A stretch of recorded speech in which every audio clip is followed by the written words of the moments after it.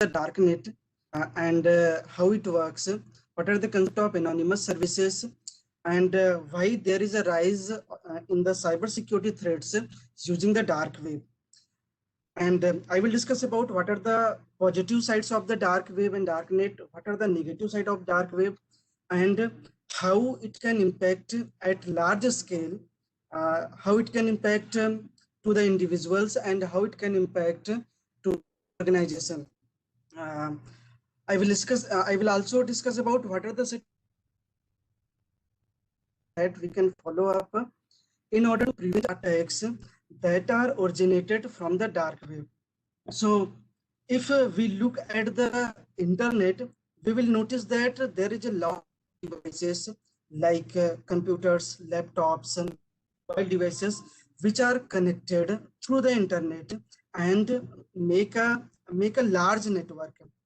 Over this network, you will figure out that a lot of websites exist that can be accessed by the individuals.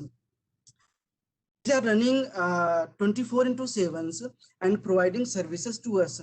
Out of all these internet and the websites, there is a small subset exist, which are nowadays a very common term and people are using it. That is known as a darknet and dark web.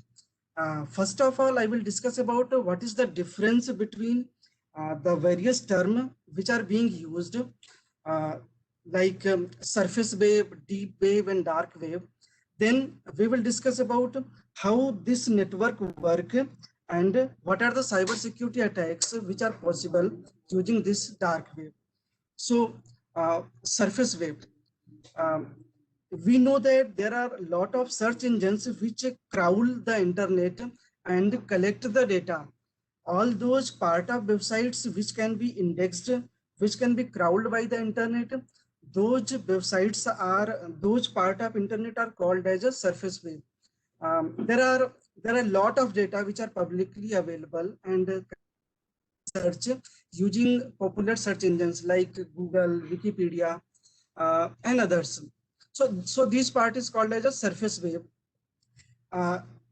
The size of these very less compared to those data which are hidden from the internet, which cannot be searched by the search engine. So all those data which are hidden from the main part of the internet, those are considered as a deep web. These are consist of multiple set of data like our medical records, our government resources, our legal documents, financial records, scientific reports.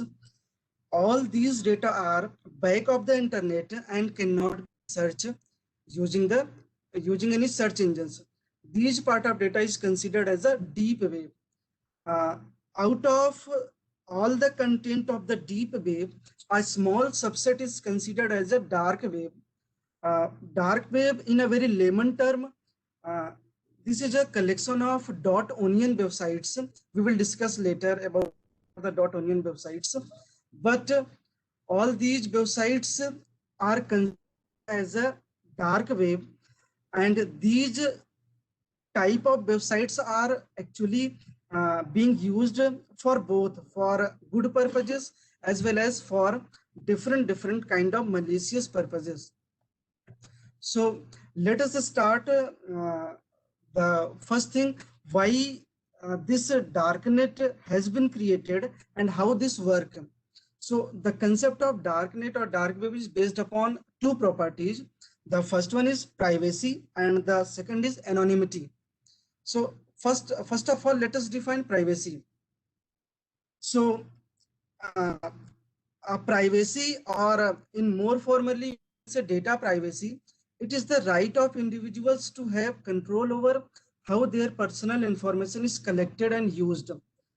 Who is collecting our personal information?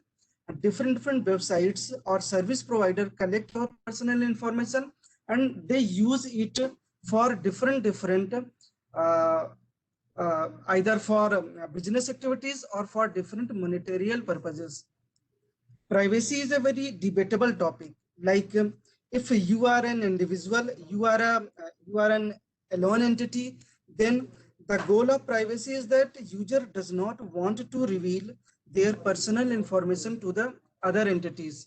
But if you are a service provider, you are a company, then the company's goal is to collect maximum personal information as much possible. The concept of data privacy becomes more crucial after the introduction of latest bill, like recently European Union has proposed GDPR, or the Indian government has proposed the latest draft bill of Indian Personal Data Protection Bill. So the introduction of those bill makes data privacy more crucial. So whether if I'm using an internet, then whether can I achieve privacy over the internet or not? And if we are achieving, then what should be the maximum level uh, of data privacy an individual is achieving? The second property is anonymity. If someone is using the internet, whether he can hide its identity or not. What is the meaning of identity here? I'm relating identity means whether an individual can hide its IP address over the internet or not. Identity can be relates with many form, but the term anonymity is used here mainly with the IP addresses. So if I'm using a service, then whether can I hide my IP addresses or not? This term is really user anonymity. Similarly, if any service provider wants to provide a service and does not want to disclose its IP address or its identity, whether he should allowed to provide a service based upon anonymity or not. So these are the two things, the privacy and anonymity. Let us see whether the normal TCP/IP protocol provides these two property or not. If you look the normal TCP/IP protocol communication, then we know that this type of communication work upon the two things. The first is IP address and the second thing is port number. If I want to receive a service, then to communicate with a service provider, or let us take an example of a web server, we have to include our source IP address, source port number, destination IP address, destination port number, and the set of data that I want to send over the internet. These data will be forwarded through different hardware routers, and it will passes through the public internet and will reach to the server. Now it's depend upon the server whether he wants to reply back or not. If it wants to reply back, then it can include its the reply message and can include the source port number, destination port number, source IP address, and IP address. With all these requests, he can send back the reply to the host. Now again, this request will pass and will reach to the receiver. If you observe this communication path, then anybody who is sitting between the internet, more formally we define as man in the middle, he observe who are the two entities which is doing the communication. He can observe the source IP address as well as their destination IP address. If the data or response data is encrypted, then it may not be possible to reveal that data. But if traffic is not encrypted, then even it is possible that the person who is sitting in the internet, that he can observe the content as well. So the two properties which I have discussed, privacy and anonymity, if you observe, then you will find out that anyone who is sitting in the middle of the communication, he can easily observe what are the two IPs which are performing the communication. So anonymity is not fulfilled. Now the privacy. Privacy is depends upon the information which are collected by the service provider. So if service provider is collecting a lot of data, then we don't know whether our privacy is being preserved or not. Now, let us see how the darknet fulfills these two properties. Later, we will discuss what are the advantages of these type of concepts and what are the different type of cyber criminal activities that are performed using this darknet. So, in a very layman term, darknet is defined as a overlay network which is created upon the internet. Overlay means we are going to design a network on the top of the TCP/IP layer protocol, and for to creation of this network, we does not need to create any specific set of hardware, but this kind of network will require a specific set of software using which such network can be accessed. To access this network, we will also require a certain set of configuration and authorization protocol using which the communication will be performed. This type of network is called as a darknet. Now, all those websites which can be accessed through the dark, those are considered as a dark web. The history of darknet starts from 1970s itself. At the time of 1970s, all those content which were not the part of ARPANET, those were considered as a darknet. But later, this term has been used with different meanings. Later, the US Department of Defense has started a project that we should develop a network using which a complete anonymized and encrypted communication can be performed from this network. The goal of this network was this secret communication should not be known to the ordinary internet surfers. So this idea could not be completed, and based upon this idea, based on the idea of privacy and anonymity, later multiple people has started different project based upon this concept of anonymity and the privacy. There were different type of argument that has been given, like why we require such things, why we require privacy, as well as why we require anonymity. So there has been a different kind of argument. Like if we observe the normal internet communication, then we will find out that all our search that is done over the search engines are being recorded. Our search engines like Google's, Yahoo's knows that what are the recent search that has been performed by the individuals, like whether we have searched about any hotels, whether we have searched about any airlines. So these informations are collected by the search engines, and later it is used by different financial purposes, different monetary purposes. Similarly, we don't know whether all this data which has been collected by the individuals, how these data are being used. It has been seen many times that our private data are being sold to different without the knowledge of users. So there is a betrayal of private data. Similarly, websites are keeping surveillance upon us. They knows that what are our users pattern, what are our behaviors over the internet, and how frequently we are using some services over the internet.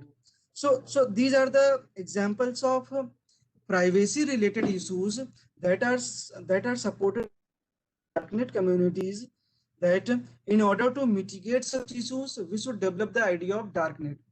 Similarly, there are a lot of reasons related to anonymity.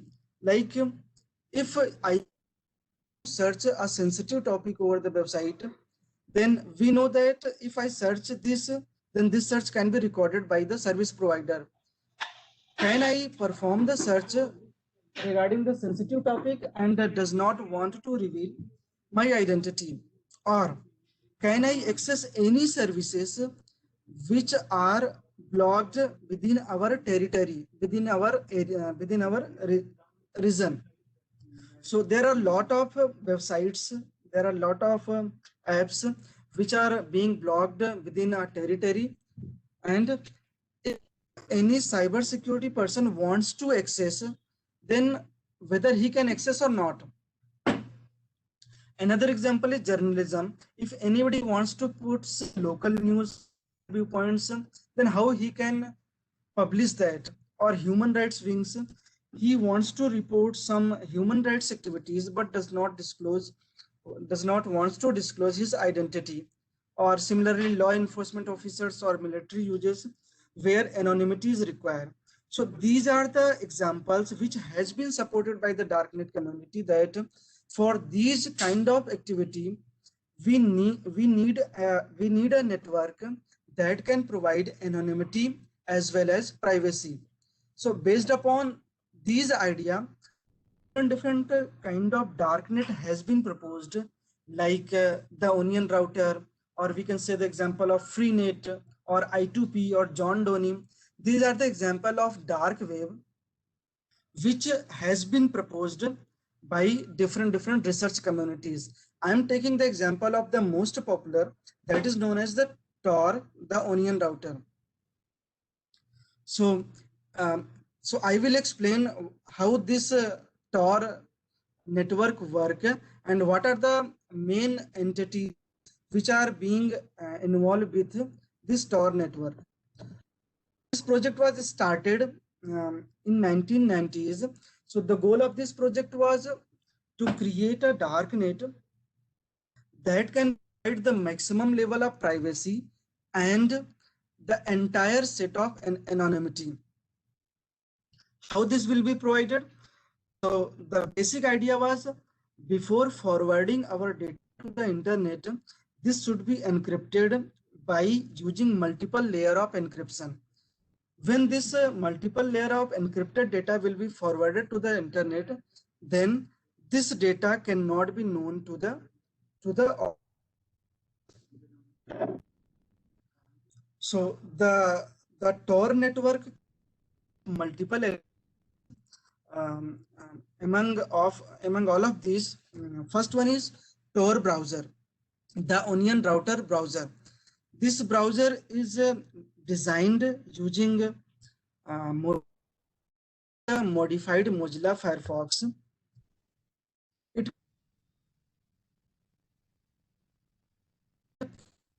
not consist of any order to communicate over the internet. This browser uses HTTPS protocol and to the Tor network. This browser provides privacy by whenever we terminate the session, the browser deletes our private sensitive data like cookies informations, browsing history, sessions informations. All these are deleted by the browser. So because of this relation, it provides the maximum level of privacy. And how it provide anonymity? Since provided through the Tor network, so nobody can eavesdrop this traffic and can identify the identity of the user.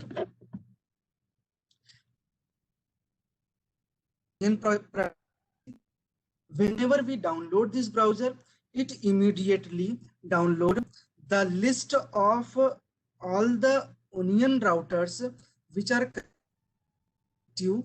using a distributed directory server. This is a server which are distributed in the nature and has the complete list of onion routers. The traffic, our data will be forwarded.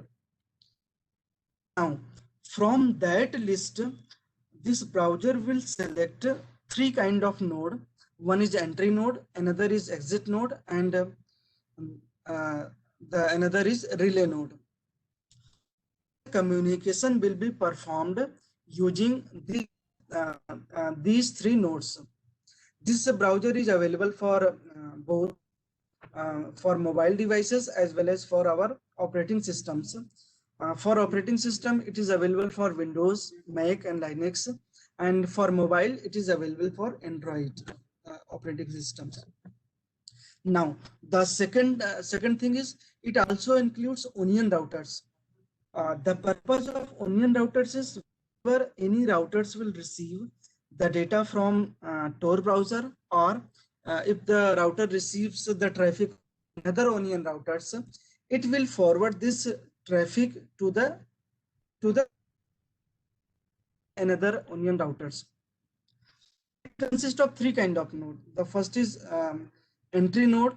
The entry nodes are those set of nodes from where our data traffic, the traffic which has been sent from the browser will enter into the Tor network. The second is relay node. This will receive the traffic from entry node and will forward to the exit node. Exit node are crucial. This is the last node of the Tor network from where our encrypted data will leave the Tor network and will release to the normal network. Why these are the special node? These are the node which allow to release the traffic from the Tor network to the normal network, and these are designed for a special purpose, like during declaration of exit node, whether which kind of services they are going to perform, whether they are going to release website traffic, website services, whether they are going to release email services, or whether they are going to perform file transfer services. So based upon the services a node wants to perform, they can declare himself as an exit node.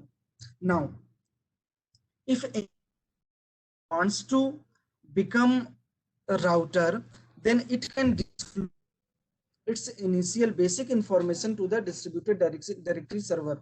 How this will be disclosed? Any computer system with public IP addresses, they can register themselves with some set of basic information to the distributed directory server. What are the set of basic information? This will include its identity information, how much bandwidth it consumes, and what will be its exit policy. All these information will be distributed directory server, and the server can register. Now,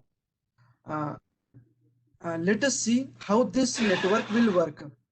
So in order to create this network, this uses a different kind of algorithm to design the network. So it uses the idea of symmetric key encryption, public key encryption, hash function, and Diffie-Hellman key exchange algorithm. As we know that symmetric key encryption is the when we want to encrypt our data and receiver wants to use same key, then we uses the symmetric key encryption. Similarly, the public key encryption, when sender and receiver wants to use different key to encrypt and decrypt the data, then public key encryption will be used. Hash function is used to create the website address of .onion websites, and Diffie-Hellman key exchange algorithm will be used in order to exchange the key values. These algorithms will be used by different while creating and forwarding the data over the Tor network. Create the network, it also uses different key values like identification key, onion key, and the sort key. The sort key will be used to encrypt the data and forward to the next node. The used establish the sort key first time whenever a node wants to communicate, and identification key is used to registered by the onion router to register themselves at a directory server. So uh, different kind of key values as well as different kind of encryption algorithms, the entire network is being created. As you can see in the diagram, um, uh, there is a sender and three routers. One is a entry node, relay node, and the last one is exit node, using which a Tor network has been created. So in order to create this network, as I told, an overlay network is created. This overlay network is known as a circuit, which is being created on the top of the TCP/IP layer protocol. So before sending this data, this circuit is created. To create this, first of all, uh, this sender or this Tor browser will download the list of onion routers, and the circuit created from sender to the router node 1. When the circuit will completed, the sender and router 1 can exchange the key value K1. This K1 will used to encrypt the data between sender and the router node 1. Now, after construction of the circuit from sender to the router 1, again the browser will ask to extend this circuit to the router 2, and the circuit 2 will be created. The router 1 and router 2 will decide that whenever any data is coming from the circuit 1, this will forward it to the circuit 2, and the router 1 knows that if any reply is coming, then it will be forwarded to the circuit 1. Similarly, the circuit is extended to the router 3. If you observe this diagram, then there are three key K1, K2, and K3 that are being used between routers and the originator. Whenever each node is forwarded, they can encrypt or decrypt using these respective keys. Now, after initialization of the key values, any browser can encrypt the data and can send over to the network. So in order to create the data, different kind of ciphertext have been created for different routers. For example, this this browser will create a ciphertext for router 1, a ciphertext C2 for router 2, and a ciphertext C3 for router 3. How text is being designed? Like I want to send a request data to a website. We can take the example of facebook.com over port number 80 or 443. Then this entire data is binded and formed as a message M. First of all, this message is encrypted using the key K3, and an identifier is included that is known as a circuit 3, and the address of router 3 will be included in this data. Now this data will encrypted and a ciphertext C3 will prepared. This C3 will pass into another encryption using key K2, circuit ID C2, and router. Again, this ciphertext will be passed to the another level of encryption using key K1. So if you this kind of encryption, then you will find out that upon original data, we are performing multiple level of encryption. So each layer you can think upon as a layer of onion. Means first of all, we are creating the layer 1, then we are creating layer 2, and then we are creating layer 3. So that's why these called as onion routers, onion routers network in this. Now, router 1 received this message ciphertext 1, then that this data is encrypted using key K1, so it can decrypt the data and can find out the actual data. What actual data consists of? It consists of a value C2, circuit ID say circuit 2 and router 2. It knows that this data is dedicated for the circuit 2 and can forward to the router 2. Similarly, the data can be forwarded to the circuit 3 using using circuit 3. Now, when the node will receive the data, then it knows that the data is encrypted using K3. Then it can decrypt the data and can see the original data. What is the original data? Original data is the message I want to send to the Facebook over some port number and forward this data to the router 3. Router 3 to the services. So when any service provider wants to receive, when any service provider wants to reply back, then it can reply back normally. This reply will be sent to the router 3. Router 3, when receive the reply, it will prepare again an encrypted message as a C4 and will forward to the router 2. Will prepare this this encrypted message and will forward to the and router 2 is sending the message C5 and is forwarding to the router 1 as a C6, and C6 will received by the observer. Then the first data C4 is encrypted using the key K3, then K2, then K1. So the receiver here, the receiver is browser. He can perform the decryption using K3, K2, and K1 and can see the real data.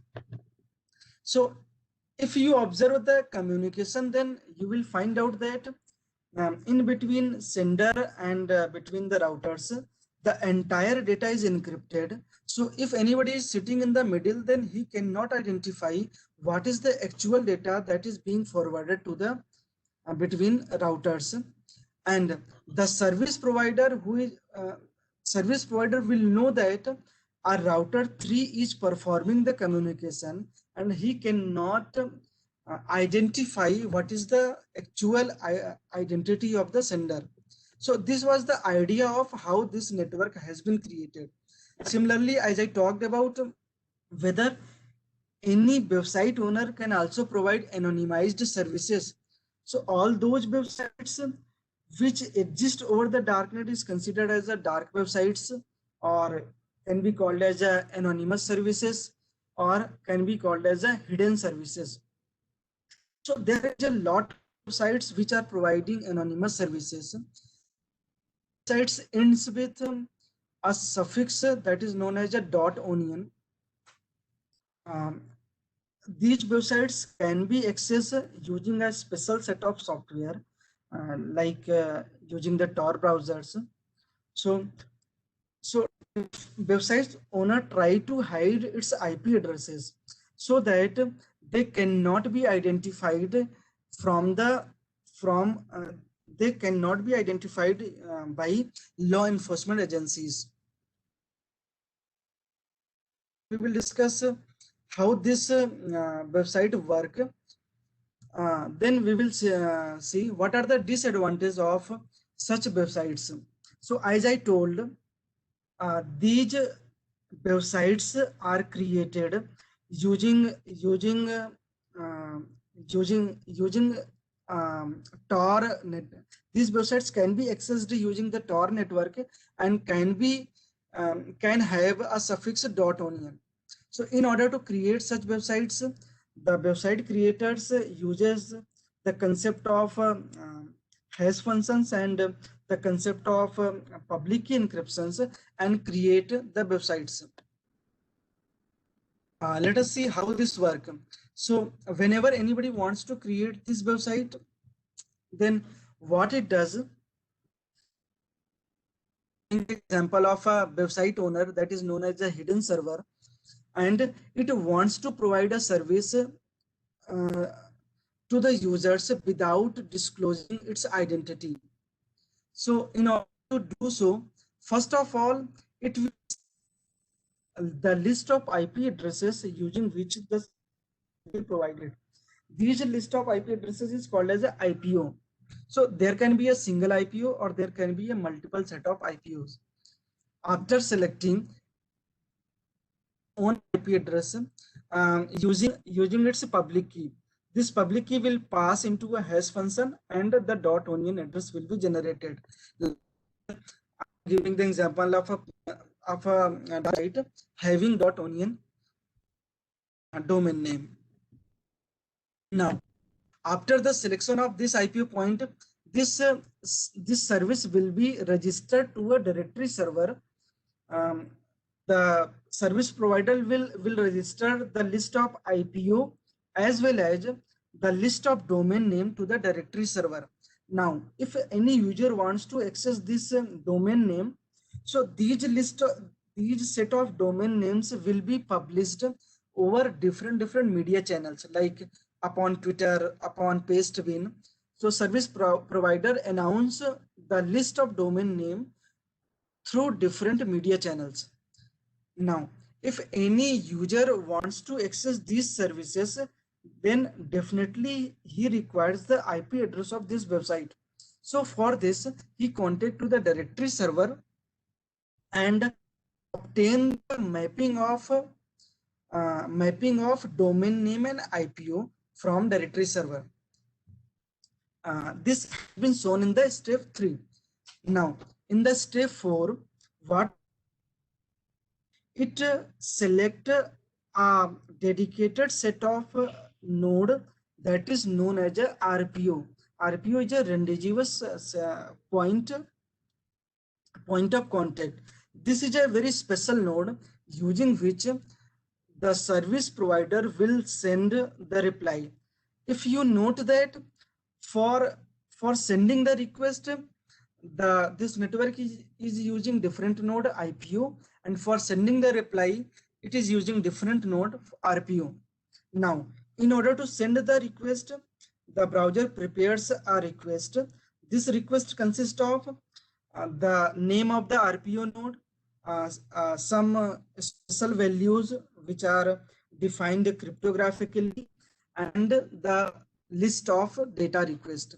This request will be forwarded through the IPO node and will reach to the hidden server via the darknet.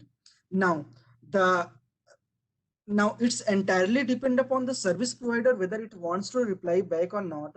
If it wants to reply back, then it can send the reply to the RPO node via different path, as shown in the figure, the path 6 via RPO node. If anybody sitting between the either in between the request path or in between the reply path, then he cannot identify whether server is actually replying or not. When RPO node receives this message, he knows that to whom I have to forward this request, and in the step 7 he can immediately forward this request to the browser. So using this kind of setting, both browser as well as both server can hide identity over the internet. Idea of user anonymity, service anonymity, and as I told earlier, different kind of motivations has been suggested by the research community in order to use such a network. But as we know that the idea, whatever idea we propose, many of the cyber attackers, many of the cyber criminals start using these idea in order to propagate cyber attacks as well as for criminal activities. So using this dark web, instead of for good purposes, people started using it for bad purposes. There are a lot of cyber which are being originated from dark web. For example, as from the concept of darknet, we know that the actual its IP address over the internet. So because of this property, many of the cyber attackers try to attacks over the different organizations using this using it. For example, many of the cyber performed regarding malware attacks, botnet attacks, or denial of services attacks using this darknet. Um, how this will possible? Because attackers knows that whenever I will perform this malware attacks or whenever I will perform the DOS attacks, instead of the IP of exit node will be revealed to the service provider.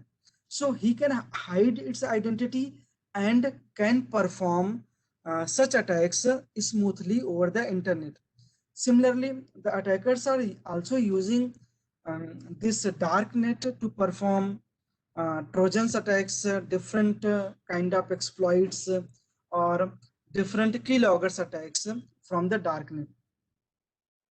Also, this darknet being used by cyber attackers to target some targeted organizations like for some services or for for to collect different kind of sensitive informations from the from the from a targeted organizations.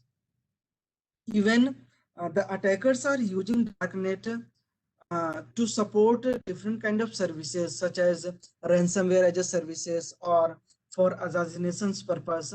So these are the risks which are either directly or indirectly associated with the darknet. One of the most popular attacks or risk which are nowadays every organization is facing, that is data breach. And many times it has been seen that these kind of data breaches are originated from darknet. Attackers steals sensitive data, personal information from the organization and upload to the darknet. As we have seen after the pandemic, there is a lot of data breaches which are happening either in e-commerce sectors or financial sectors, health sectors, and all these data breaches are sometimes uploaded over the darknet.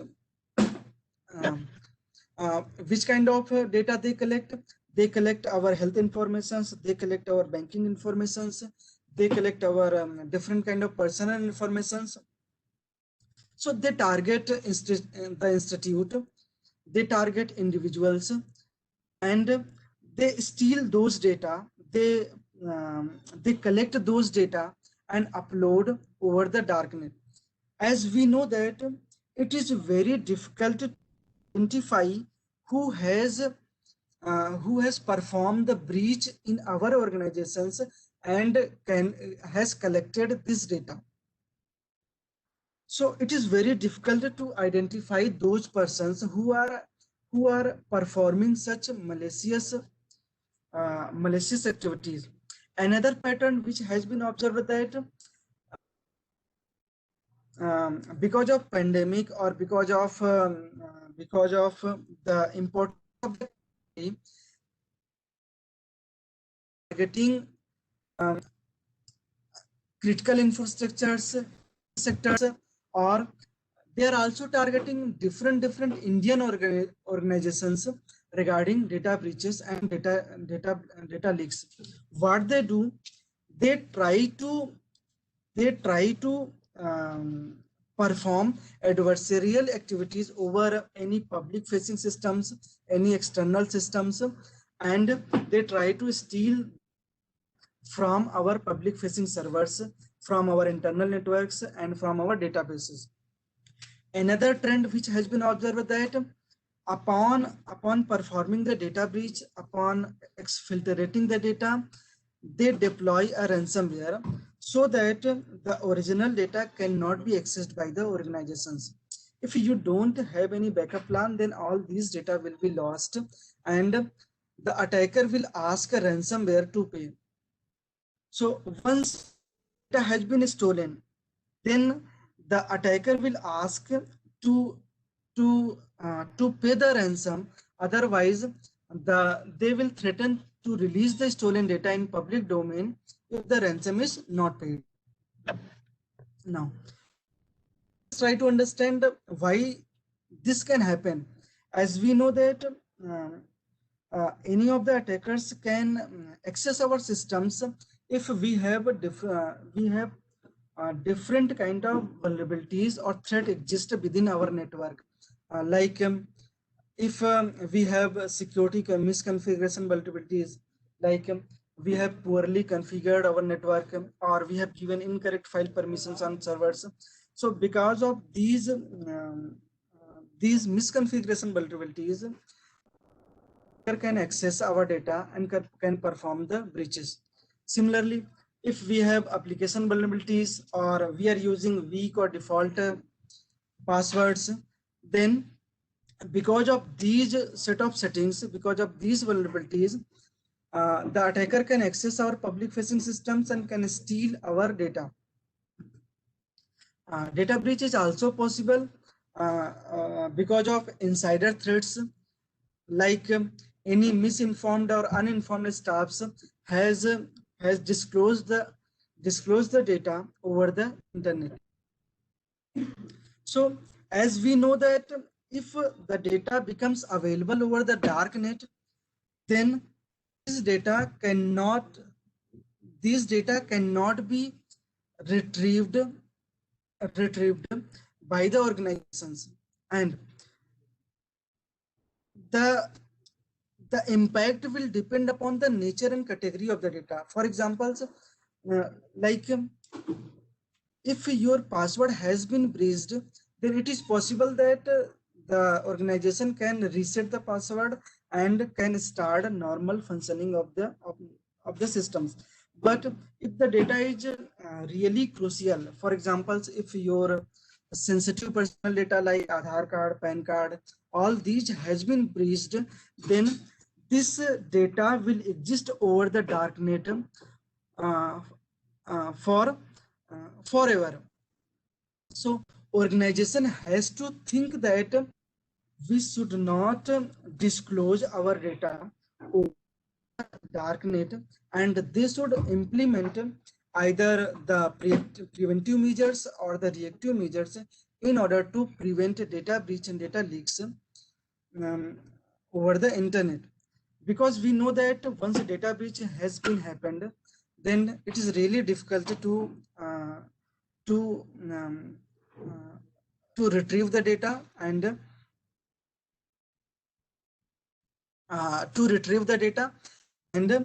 to fulfill the damage. So different kind of cyber security organization may think that um, uh, that how their strategy should be developed so that the loss can be minimized and the loss can be prevented. For example, they can identify and classify sensitive personal data and apply different kind of measures. For example, different kind of encryptions when they are handling the data. These measures will be applied when either the data is in transit or data in the rest.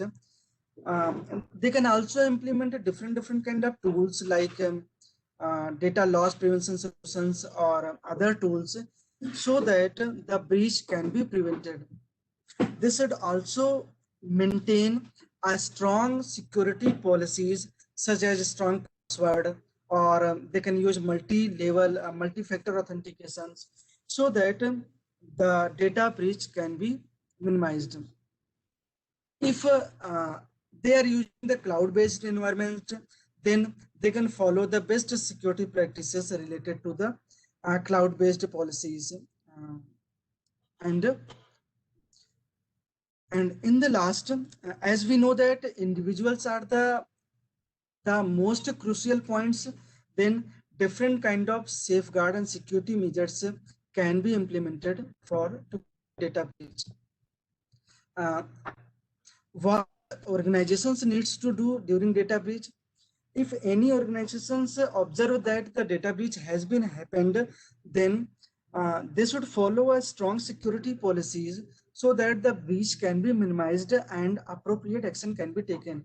For example, first of all, they should disconnect the compromise from the internet and and uh, and isolate from the network. You should not turn off the systems, because turning off the system could result in the loss of crucial evidence which would be needed for the analysis and investigation of the incident. Based upon the nature of the data breach, you should ensure that all the credentials within the organizations uh, should be modified. Like you should reset your default password. You should change your credentials which has been previously used. If you are an important organization, then you should report this data breach and data leak immediately to the CERT-In's incident response help desk immediately. You can report this either through the call or through the mails. Our email ID is incident@certin.org.in. So these contact detail you can find out at our website as well. So whenever the data breach has been noticed, then immediately the concern or the organization should contact to the CERT-Ins. As a preventive steps, you can also notify all the users or customers who could be affected immediately with the details of information breached and the set of actions that has to be taken in order to address this problem. Many of the organizations thinks that if the attacks is originated from the dark net, then it is the responsibility of law enforcement agencies that they will identify who are the cyber attackers, who are the cyber criminals who are performing such activities. Now, this is the worst assumptions which organizations believe, because as the attacks which are originated from the dark web is increasing, it is the responsibility of each organization that they should prevent, they should enforce best cybersecurity practices so that the targeted attack from the dark web can be prevented. So what you can do, as I told, different kind of cybersecurity practices can be implemented.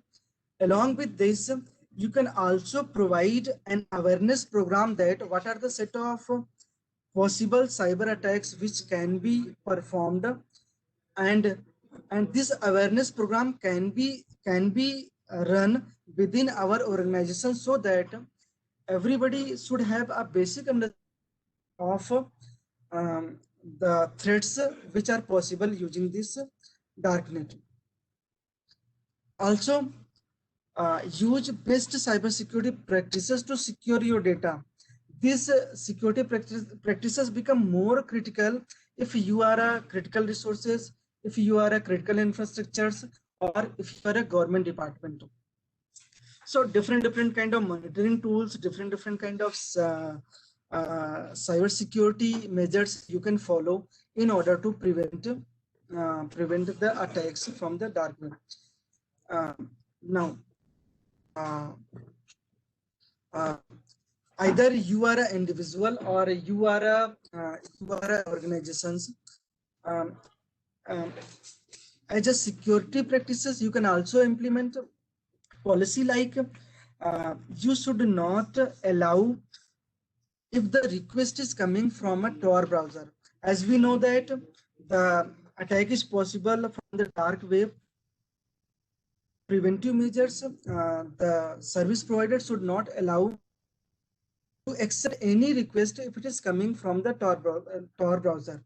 Similarly, if you are at another end, you are individual, So for individuals, the policy can be implemented like our employee organization should not allow any users to install the network.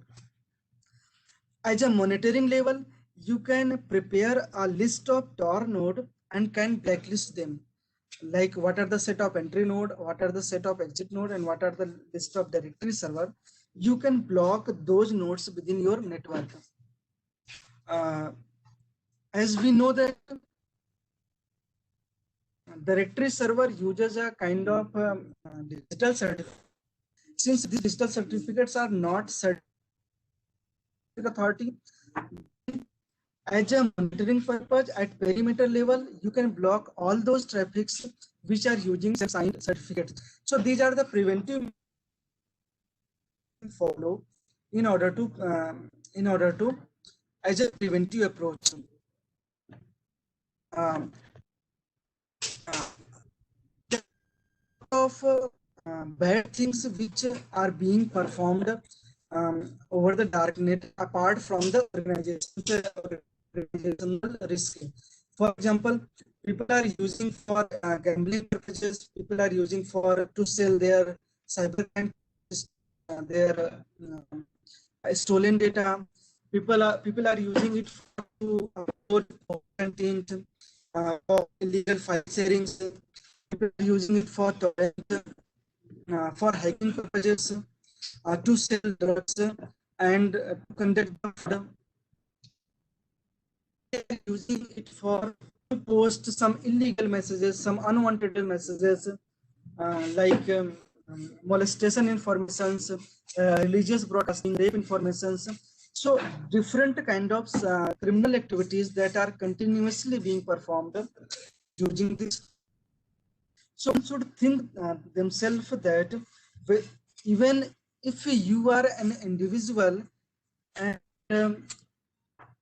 you can be suffer from the attacks from the dark web.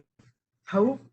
Like you got a attack of ransomware, their personal information will be revealed who has hide himself over the dark net. And if these personal information of individuals is really crucial, then these informations can be used by the attackers to threat you, for threatening you.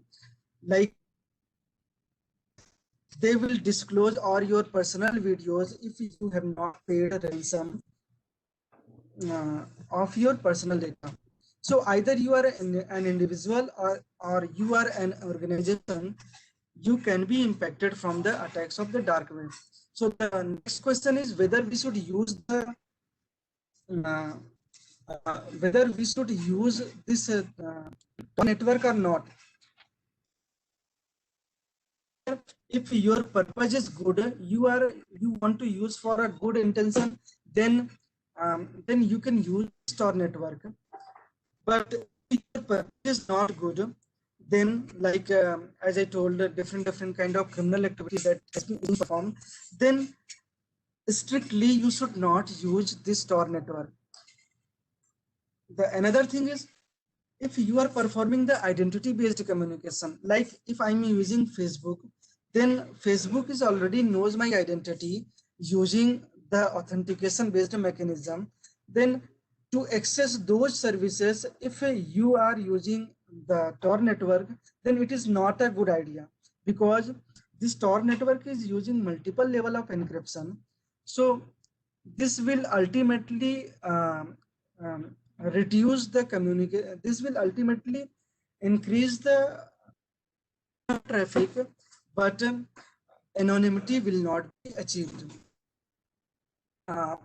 In the last, many believe that VPN and dark web are the same, but both are entirely different concept. VPN is mostly used in order to obtain maximum level of privacy using the encryption. In the VPN, our traffics are being encrypted and forwarded to the VPN server, and the VPN server communicate in the behalf of us. in Tor network, the main purpose is to achieve the anonymity by performing the multiple layer of encryptions. So this was the difference between dark web and VPN. This was all from my sides. If anybody has query, then I can answer them.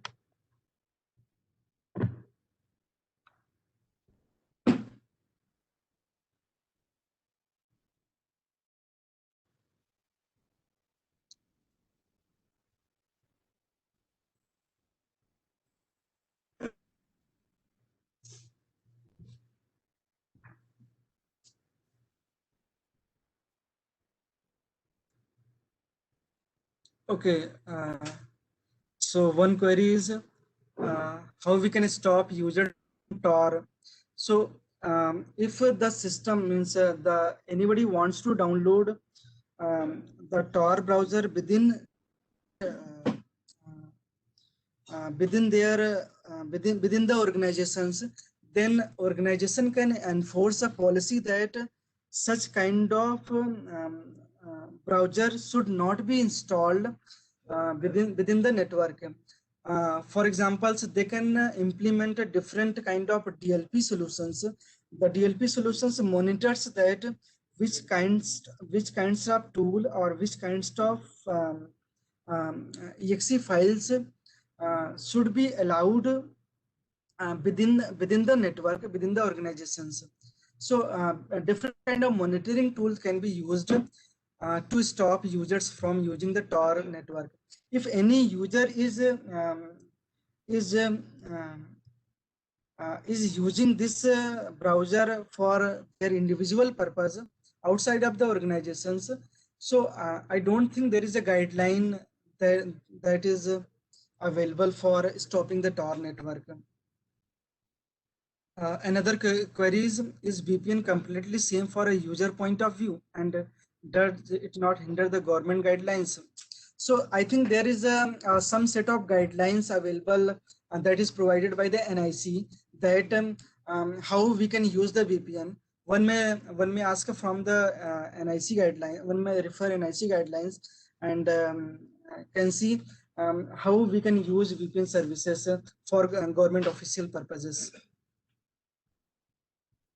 How can we know the person contacting me is from Tor? So if you are a website owner, if you're a website service provider, then the web server knows that from which browser the request is coming, whether it is a Firefox, whether it is a Chrome, or whether it is from Tor browser. So if you know that the request is coming from a Tor browser, then we can prevent those requests, and we should not service provider implement this. Means if anybody wants to access those websites, then those website does not respond. So it is a kind of a preventive measures. Yeah, anybody query? Sir, actually, it's the time for this session has over. So I request you to kindly continue the question and answer section in the chat. Yeah, I can answer all those queries later as well. Yeah, thank you. Thank you from my side. Yeah. Yeah, thank you, everyone. You can continue it in the chat box. Yeah. Thank you. Yeah.